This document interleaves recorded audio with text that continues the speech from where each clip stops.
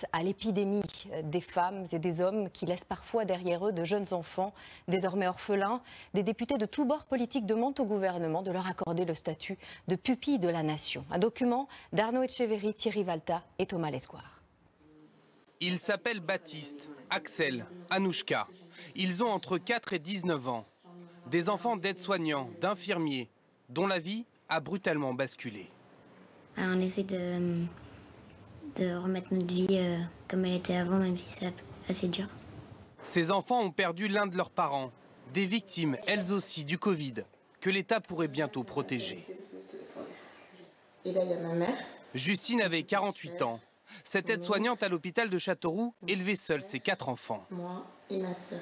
À la mi-mars, elle ressent les premières douleurs. Au moment de l'envoyer à l'hôpital, ses 2 filles âgées de 18 et 19 ans ne sont pas plus inquiètes que cela. Le jour où elle est partie, on nous a dit à bientôt, vous inquiétez pas, tout va bien se passer, protégez-vous. Enfin, c'est surtout le à bientôt en fait qu'on se rappellera toujours, c'est à bientôt, j'arrive, prenez soin de vous.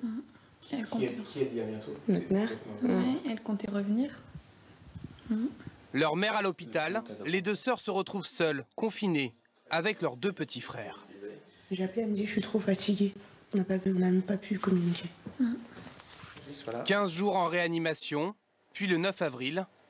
C'était vers midi 10 qu'elle est partie.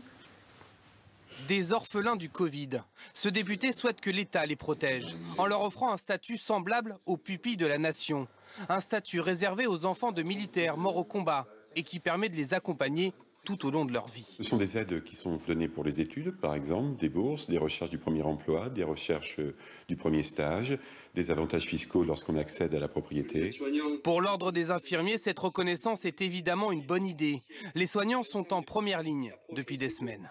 On a envoyé des fantassins, finalement, des sous-officiers à la guerre, et qu'ils y ont laissé leur vie, et que donc leur famille, à ce titre-là, doit avoir ce statut et cette reconnaissance.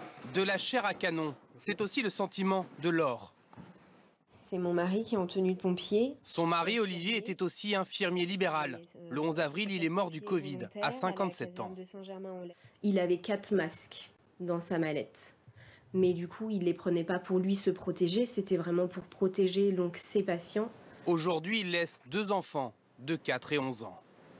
Ma petite fille, vous voyez, tous les soirs, on observe une étoile qu'on embrasse. Et donc, on lui parle. On lui dit voilà, qu'on l'aime très fort et qu'on pense à lui. Et elle lui dit qu'elle sait très bien que son papa la surveille et la protège. Pour mon petit garçon, c'est plus compliqué parce qu'il se rend vraiment bien compte des choses. Et il est en colère voilà, parce qu'il sait qu'il verra plus son papa et que c'est son métier qui lui a pris en fait. À seulement 11 ans, Baptiste a déjà entendu parler du statut de pupille de la nation. Je pense que ça pourrait beaucoup nous aider, moi et ma maman, surtout financièrement, parce que je pense qu'elle ne pourra pas tout agir toute seule. Anouchka et sa sœur Christiane, elles aussi, y verraient une forme d'hommage à leur maman décédée. Elles sont étudiantes et iront bientôt vivre en région parisienne, chez leur oncle. C'était le souhait de leur mère. Ils seront obligatoires